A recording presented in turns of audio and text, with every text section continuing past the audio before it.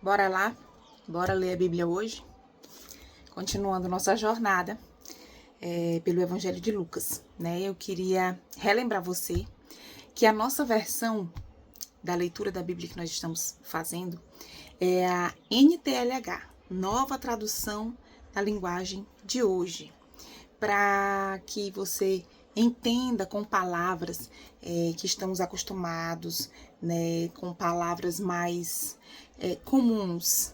Eu não digo que essa Bíblia que a gente está lendo, ela foi atualizada, não. A linguagem utilizada é uma linguagem mais comum para nós hoje. Mas se você tiver uma outra versão e se você comparar, está dizendo a mesma coisa, só que com palavras mais comuns, palavras mais usualmente, né, atualizadas, ok? Então, que o Senhor esteja direcionando esse momento, que o Senhor fale conosco nesse momento de devocional com Ele. Amém? Vamos continuando.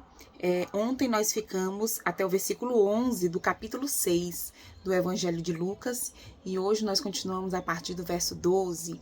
Nós vamos falar da escolha dos 12 apóstolos, né? E em seguida nós vamos entrar numa série de ensinamentos de Jesus. E Jesus passa a fazer uns ensinamentos que, comparando lá com Mateus, seria o Sermão do Monte, tá? E esses ensinamentos, de início, ele critica e depois ele vai dizer, olha, sejam assim, sejam assados, sabe?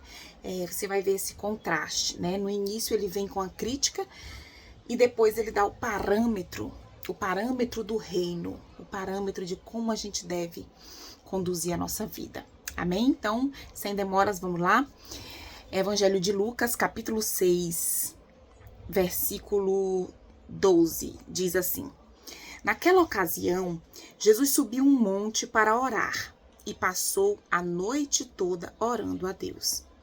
Quando amanheceu, chamou seus discípulos e escolheu 12 deles, e deu o nome de apóstolos a esses 12. Simão, em que pôs o nome de Pedro, e o seu irmão André, Tiago e João, Filipe e Bartolomeu, Mateus e Tomé, Tiago, filho de Alfeu, Simão, o nacionalista, Judas, filho de Tiago, e Judas Iscariotes, que foi o traidor. Eu acho que isso você já sabia, né? O nome dos 12 apóstolos, aqueles 12 que Jesus chamou mais para perto. Muitas pessoas andavam atrás de Jesus, sabia? Cerca de 70 pessoas eram discípulos, andavam atrás de Jesus onde ele ia, escutavam seus ensinamentos, uns deixavam de ir, aí já outro chegava ali na multidão, mas era uma numeração de em torno de 70 pessoas, mais ou menos, 70 ouvintes, 70 discípulos, mas Jesus chama 12 mais para perto. E ele dá o nome desses 12 de apóstolos. Você sabia o que significa apóstolo? Apóstolo é um mensageiro. Apóstolo hoje pode ser conceituado também como um cara que inicia os trabalhos, um cara que planta uma igreja, o cara que leva o evangelho onde não tem, sabe? E para isso, Jesus, com uma visão maravilhosa, ele precisou trazer eles mais para perto, tirar eles do meio daquela multidão que só estava ali ouvindo e esperando um milagre ou coisa parecida, e trazer mais para perto, para o seu círculo mais íntimo, né? Onde ele poderia estar aconselhando de mais perto, acompanhando de mais perto. E isso nos ensina muito, porque muitas vezes, quando a gente se mantém distante daquelas pessoas que podem nos ensinar mais, é difícil a gente aprender com elas. No meio cristão, nós temos algo chamado discipulado. Discípulo do lado, né? É você seguir a sua jornada cristã com alguém que já tem uma certa experiência, que já tem uma jornada, né? Já tem bastante tempo de estrada, que tem bastante experiência, que conhece bem a palavra. Alguém que pode pegar na tua mão e caminhar contigo. Para que nos momentos de dúvida, para que nos momentos de fraqueza, para que nos momentos de insegurança, incerteza, você tenha a quem recorrer. É importante a gente se deixar chegar perto de pessoas assim, porque nós vamos cometer menos erros na nossa caminhada. Consegue entender? Quando você tem um conselheiro ou um discipulador, um amigo na fé, com quem você possa desabafar, com quem você possa pedir conselhos, é muito mais seguro caminhar com alguém do teu lado, para caso você tropece, essa pessoa te sustente e te levante. E vice-versa. Você também pode ter momentos em que vai precisar levantar uma pessoa nessa caminhada, sabe? É importante, isso é muito importante, você ter esse discipulado, você ter alguém que te discipule, você ter alguém com quem você possa ter um encontro, se não uma vez por semana, de 15 em 15 dias, tomar um café, conversar, sabe? Alguém que possa te influenciar positivamente nessa jornada. Foi isso que Jesus quis fazer com esses 12. Influenciar, ensinar, corrigir, exortar, né? Para depois enviá-los. E foi isso que Jesus fez. E nessa jornada, nessa caminhada, nós precisamos aprender, né? Precisamos ser ensináveis para que nós também sejamos enviados. Mas algo curioso, no início do versículo, não sei se você prestou atenção, Jesus passou a noite toda orando antes de tomar essa decisão, antes de escolher esses 12. Ele passou a noite toda orando a Deus. Você tem o costume de orar a Deus antes de tomar uma decisão importante? Porque às vezes, depois que a gente já toma todas as nossas decisões, do nosso jeito, conforme a nossa vontade, aí o barco começa a afundar e a gente clama a Deus. É com você assim? Acontece, né? De a gente fazer tudo do nosso jeito e quando o negócio não tem mais jeito, aí a gente chama a Deus. Jesus nos ensina a orar, a colocar diante do Senhor tudo aquilo que a gente vai fazer. Seja uma decisão, seja algo até comum. Amanhã eu tenho um compromisso, eu vou fazer isso e isso. Senhor, se for da tua vontade, permita que seja feito. Se não, traz clareza no meu entendimento. Qual seria a tua vontade para a minha vida? Em tudo, viu? Em tudo que você fizer, coloque diante do Senhor. Amém?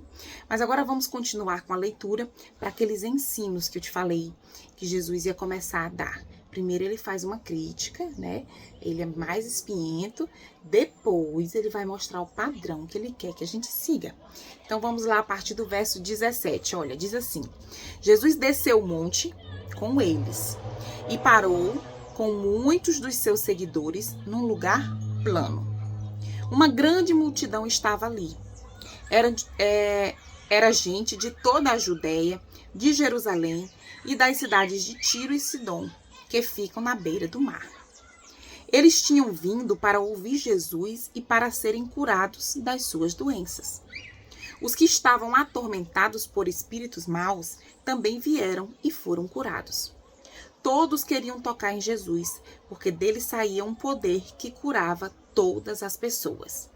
E nesse momento, onde bastante gente estava ali esperando Jesus, esperando por uma cura física, né? Pessoas que já tinham ouvido falar dos milagres, Jesus aproveita para fazer um sermão, para dar um sermão, para aconselhar. E olha só o que ele fala, a partir do verso 20, diz assim: Jesus olhou para os seus discípulos e disse: Felizes são vocês, os pobres, pois o reino de Deus é de vocês. Felizes são vocês que agora têm fome, pois vão ter fartura. Felizes são vocês que agora choram, pois vão sorrir. Felizes são vocês quando os odiarem, rejeitarem, insultarem e disserem que vocês são maus por serem seguidores do Filho do Homem. fiquem felizes e muito alegres quando isso acontecer, pois uma grande recompensa está guardada no céu para vocês. Pois os antepassados dessas pessoas fizeram essas mesmas coisas com os profetas. Mas ai de vocês que agora são ricos, pois já tiveram a sua vida boa. Ai de vocês que agora têm tudo, pois vão passar fome. Ai de vocês que agora estão rindo, pois vão chorar e se lamentar. Ai de vocês quando todos os elogiarem, pois os antepassados dessas pessoas também elogiaram os falsos profetas. Olha só que discurso, hein? Jesus diz que felizes são os pobres, os que têm fome, os que choram. Jesus diz que ai dos ricos, ai dos que têm tudo, ai dos que estão sorrindo. Nossa, Francisca, então quer dizer que quem não tem condição, quem é pobre e quem está sofrendo está garantido, né? As bem-aventuranças para ele. E tudo de ruim para os ricos. É assim? É padrão? Não. Jesus ele estava dando um ensinamento, né? E Jesus gostava muito de usar parábolas, alegorias, comparações.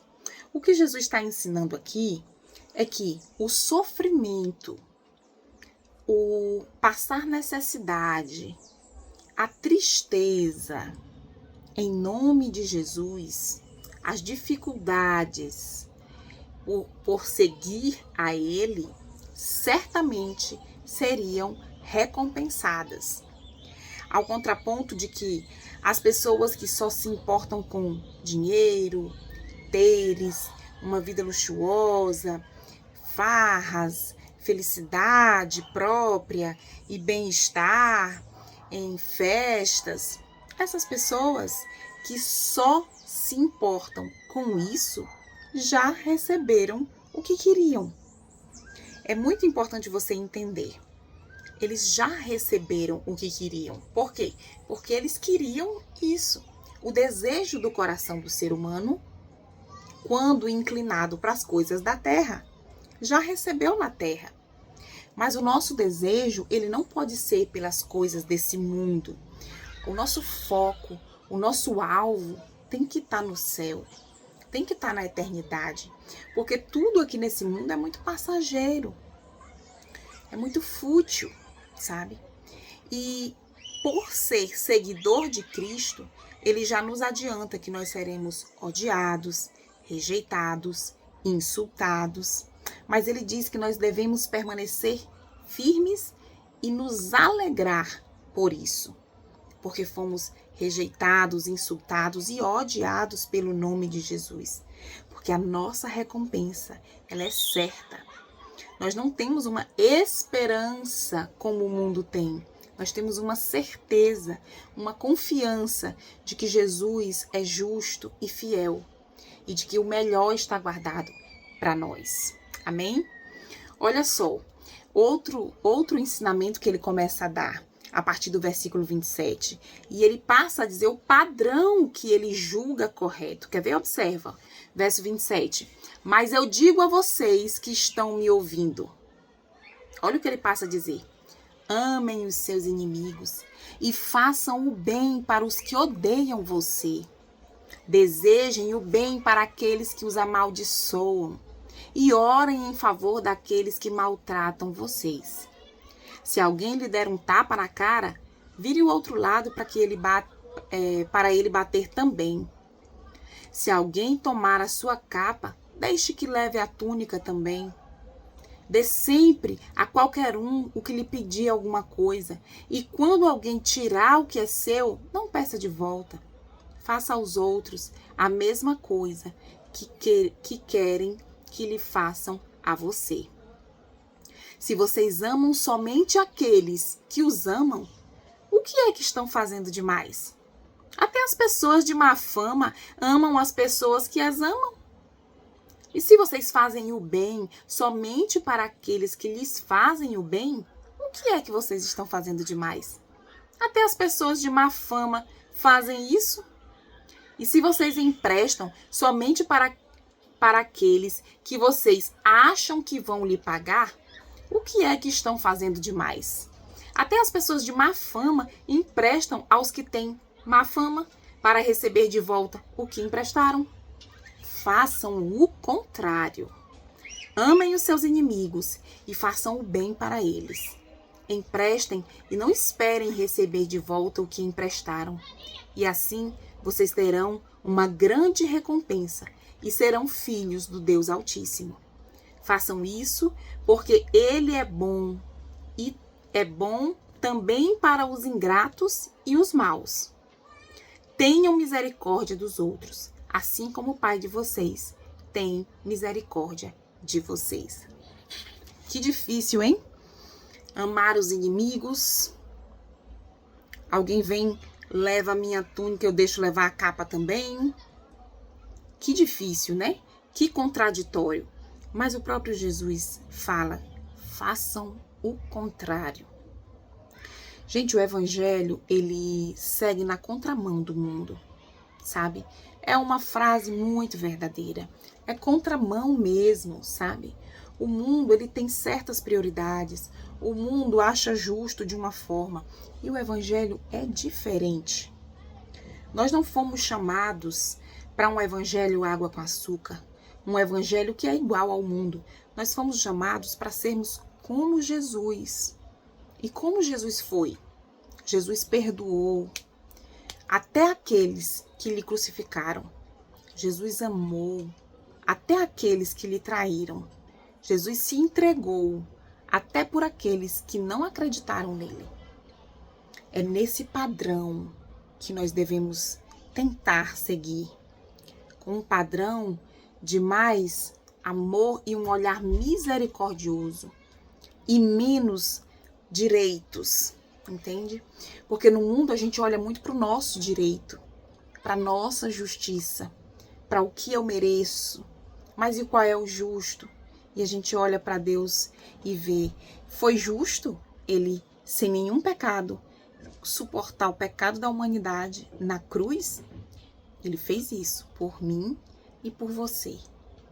Tendo ele perdoado um pecado tão grande como o meu e o seu, cabe a nós negarmos um perdão de uma coisinha que um irmão fez pra gente? Não cabe a nós. Nós devemos olhar para Cristo e andar nesse padrão de misericórdia, de amor ao próximo, de liberar perdão. O perdão, ele faz muito bem, até mais, para quem libera do que para quem pede.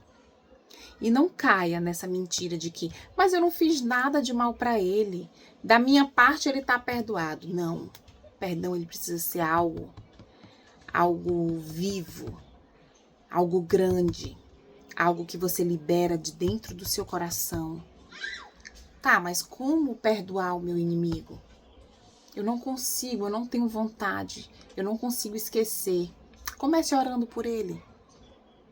É uma estratégia simples, mas que aos poucos vai moldando o teu coração.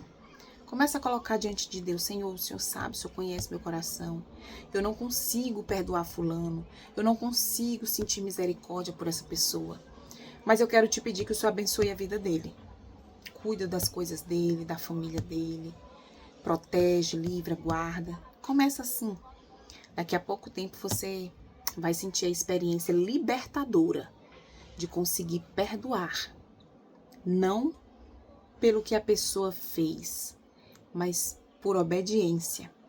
Porque Deus perdoou os teus pecados e os meus pecados. E assim nós somos libertos. Né? Muitas vezes a gente pensa que só quem recebeu o pecado vai ser liberto. Na maioria das vezes nós precisamos dessa libertação. Libere pecado, libere perdão, libere tudo que está sendo pesado sobre você. Ame o seu inimigo, ore pelo seu inimigo.